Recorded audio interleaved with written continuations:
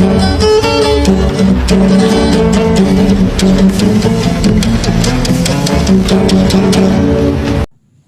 magandang hapon po sa inyong lahat, mga minamahal ko mga kababayan. Siyempre lalong-lalo na po sa ating mga kababayan Luzon, Visayas, Mindanao na lagi po natin nakakasama. At siyempre maging ating po mga kababayan sa abroad na lagi pong sumusuporta sa inyong lingkod, Epifanio Labrador. At maging sa ating minamahal na Pangulong Ferdinand Marcos Jr., maging ang ating minamahal na House Speaker Martin Romualdez, maging ang ating minamahal na First Lady Lisa Araneta Marcos. Magandang araw po sa inyong lahat. Okay, sa araw pong ito, pag-uusapan na naman po natin. Pero sa mga nagtanong pala o nagtatanong kanina kung bakit daw hindi ako nagbablog na ng 3 beses, 2 beses, maraming nagtatanong eh. Hindi ko to pinapansin ng mga ilang linggo na. Pero yun ang madalas nilang tanong. Para po sa inyong mga kalaman, mga kababayan, para po hindi po kayo magtaka o sa mga hindi kakalam, busy po kasi ako ngayon. Dahil tulad doon ng sinabi ko, ako po ay may business din naman.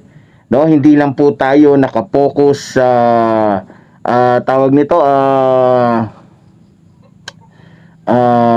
pagbablog. Tayo po ay may business. So, tayo po ay may alam niyo na. So, yun.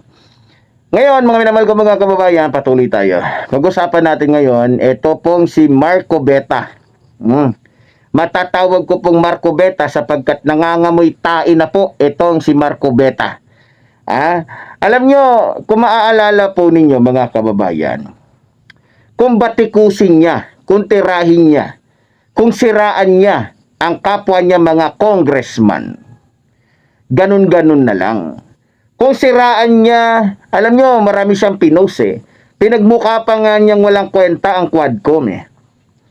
Pinagmukha niyang mga namumulitika ang mga taga Quadcom. Naalala ninyo? Siya'y nagmistulang abogado nito pong ni Sara Bulate. No? Kung maalala ninyo, kaya nga siya tinanggal sa committee. Kasi iba yung iba yung landas na nilalakaran niya. Iba yung isip niya Talagang masasabi mo talagang parang may toyo. No? Parang may something sa utak talaga itong si Marco Beta. No? So, sinisiraan niya, nilalabas niya yung kanyang mga komento doon sa network, TV network ng INC. Kung di ako nagkakamali, Channel 25 yon, no? So, doon kung sirain niya, kung palabasin niya, marami siyang hinayag na mga salita na nakakasira po. Although, kasi yung kanyang mga sinasabi, hindi mo mahalata kapag mahina ang isip mo Pero sa totoo lang, madalas niyang pinatatamaan at halos sinisiraan ang administrasyong Marcos. Lalong-lalo na yung mga ginagawa po ng ating mahal na Pangulo. No? Madalas po niyang sirain sa kanyang programa o doon sa Net 25, madalas niyang sirain doon o nila ang ating mahal na Pangulo, ang administrasyong Marcos. So, kaya nga maraming natawa. Sa totoo lang, binabasa ko po yung comments ng ating mga kababayan. Ayaw niya ng naninira daw.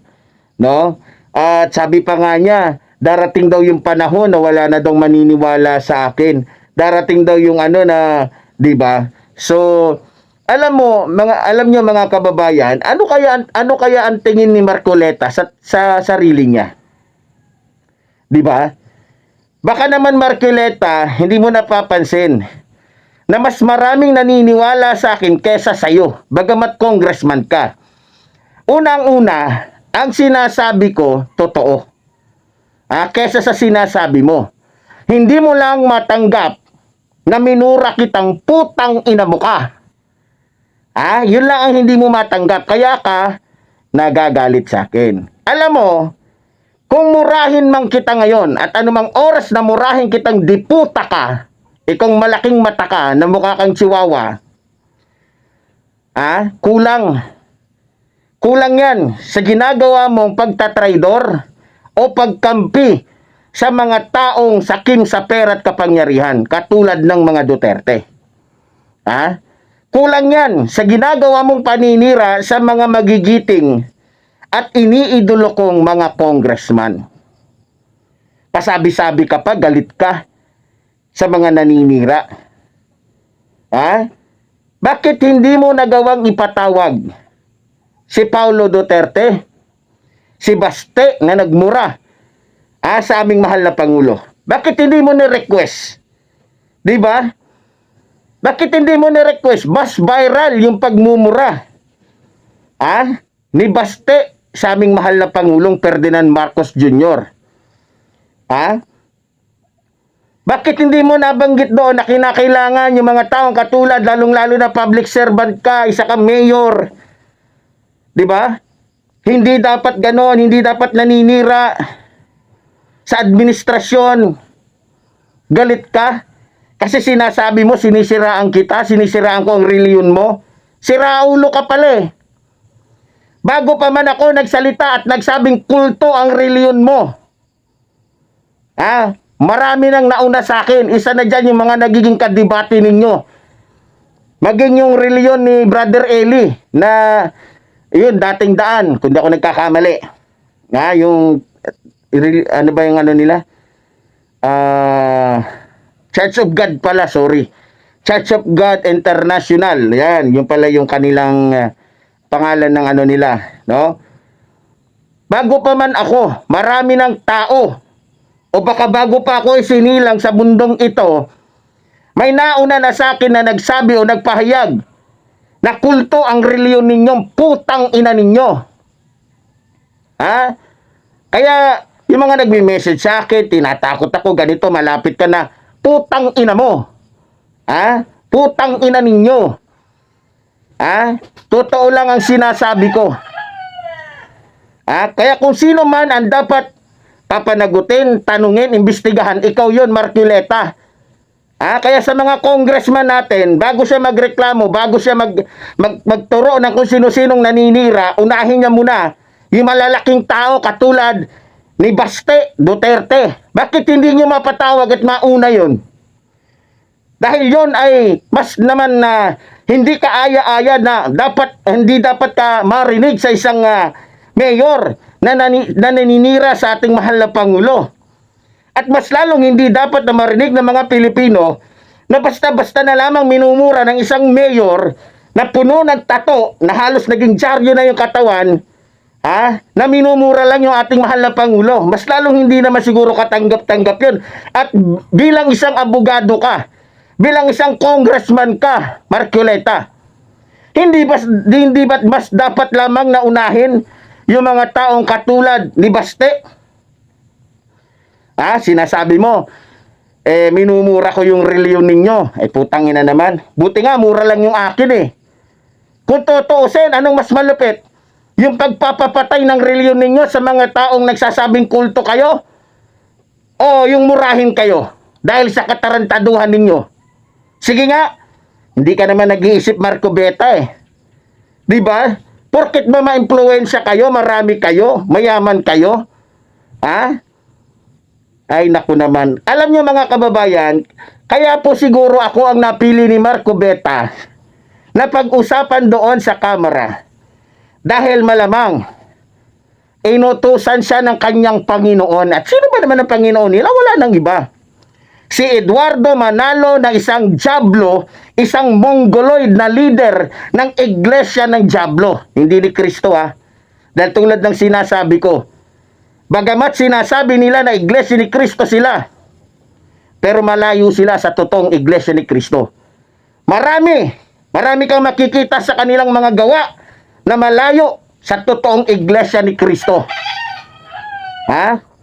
Ngayon nagagalit siya, sinisiraan ko daw yung reliyon nila. Putang ina mo. Ang galing-galing mo magsalita. Ang galing-galing mo magsalita.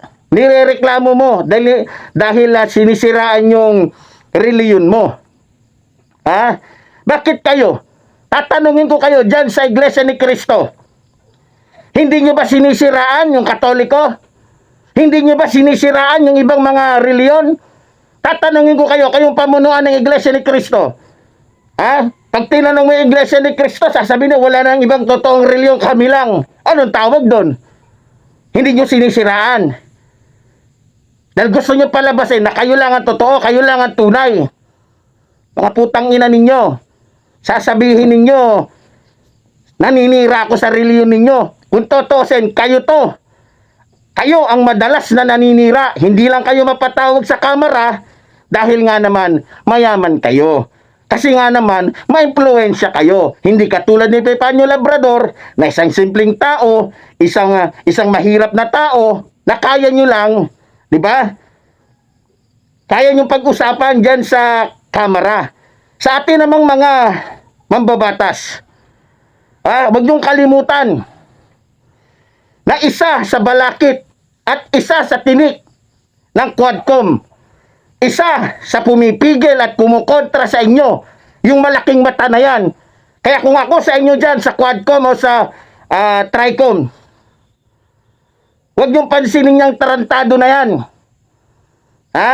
Huwag niyong pansinin yung tarantado na yan. Baka nakalimutan ninyo, kayo mga iniidolo kong mga congressman, sinisiraan kayo. Naririnig nyo naman, di ba? Dahil tinanggal nyo siya sa pagiging membro ng komite. Ang dami niyang sinabi tungkol sa inyo, pinalabas nila. Pinalabas nila na inyong sinasabi, ang inyong ginagawa ay pamumulitika. Political harassment kuno. Kasama siya doon. Kasama siya at sang-ayon siya sa mga sinasabi ng mga Duterte, nila Bato, nila Bongo, nila Robin. Tapos sasabihin mo, Marco Beta, hindi ka sang-ayon sa naninira, putang ina mo ka. Kala mo, never mo ako matatakot, Marco Beta. Kung yung Panginoon mo nga, yung Panginoon mo, na mas mataas pa yung tingin niya sa sarili niya kaysa kay Kristo. Pinagmumura ko nga, ikaw pang demonyo ka. Kung sirain nga ninyo mga Iglesia ni Cristo, mga Katoliko, ganun-ganun na lang eh. Ayaw nyo pala na sinisiraan kayo eh. Kung sa tingin nyo, sinisiraan ko kayo, ayaw nyo na sinisiraan kayo. Pero bakit?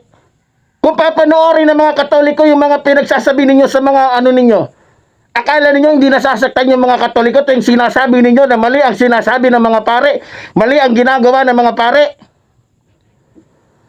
Utangin na naman ninyo. Di ba? Masakit bang magantihan? Masakit ba kapag bumabalik sa inyo yung ginagawa ninyo? May kasabihan tayo, kung anong tinanim mo, siyang aanihin mo.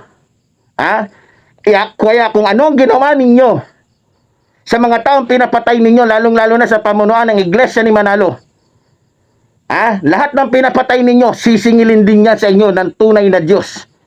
Sisingilin sa inyo yan ng batas. Kung si Duterte nga, hindi nakaligtas sa batas, ikaw pa, Eduardo Manalo. Parehong-pareho lang talaga kayo ni Kibuloy. Tingnan nyo, paano ko nasabi? Abay, magkasundo ngayon. Yung KOGC, pati yung INC. Ba't naman kasi hindi magkakasundo? Hindi nakataka-taka.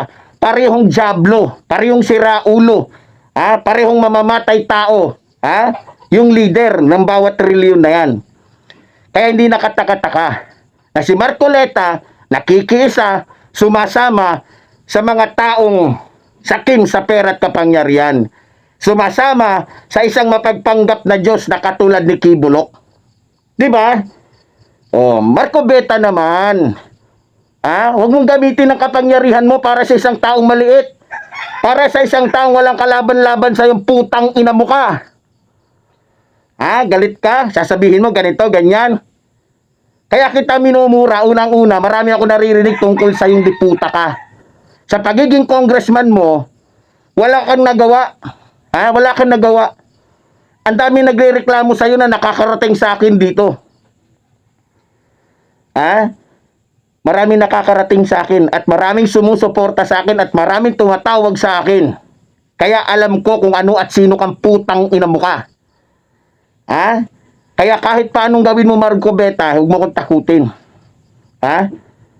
Dinadaan-daan mo sa ganyan, ganito, ganyan para maging Ay nako, style ninyo mga mayayaman, style ninyo mga mapipera, style ninyo mga maimpluwensya.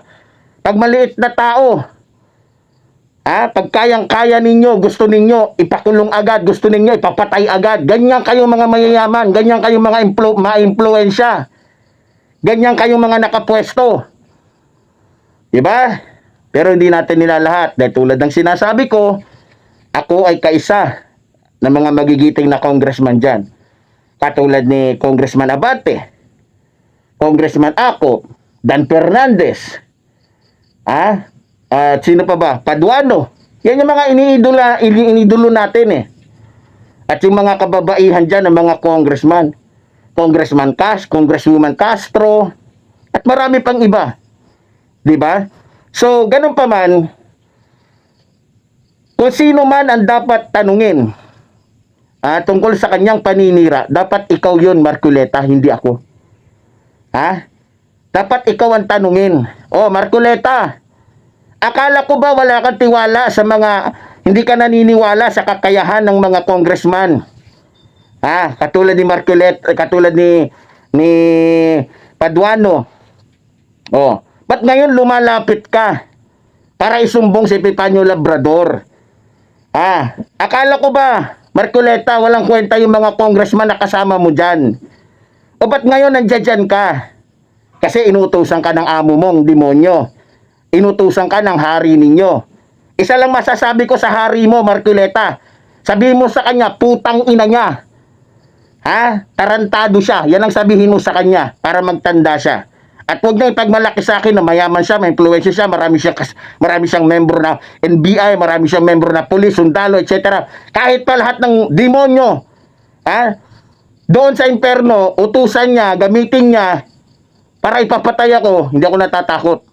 Dahil unang-una, may kamay, may paa, may tainga, may mata ako. Hindi ako katulad ni Eduardo Manalo na isang mongoloid, isang abnormal na leader ng isang reliyon, na nagkukunwaring iglesia ni Cristo, pero iglesia pala ng Diablo. Tapos, kaya Marcoleta, isa lang masasabi ko sa iyo uli, bago ako magtapos. Putang ina mo. Oh, yun lang masasabi ko sa iyo. Kaya sa mga kababayan natin, pasyensya na ho kayo. Kasi, yung mga congressman na katulad nito, hindi dapat tinitigilan to eh. Dahil masyadong taas ng tingin niya sa sarili niya. Akala niya, porket may kapangyarihan siya, may influensya sila. Tingnan nyo pag mahirap, talagang gagawin nilang lahat. Gagamitin yung kapangyarihan, yung connection, alam nyo na, di ba? Yan ang sinasabi ko sa inyo. Pag mahirap, madali nilang gawan ng paraan. Pero pag mayaman, katulad ng mga Duterte, tingnan nyo, pinatawag ba sa kamera? Di ba si Baste? Nagbablog din yan? Bakit hindi nila pinatawag sa pagmumura niya? Diba? Bakit yung maliliit na vlogger lang? Lalabas na bias kayo dyan. Kaya kailangan ayusin nyo yan. Lalabas. Kaya ganun pa man mga minamahal ko mga kababayan, patuloy po tayo magsasalita at maglalabas ng ating mga hinaing, maglalabas ng katotohanan para po sa ating mga kababayan. Kaya muli po, tulad po ng sinasabi ng iyong lingkod, mabuhay po ang ating inang bayan, mabuhay po ang nagmamahal sa ating inang bayan. Maraming salamat po.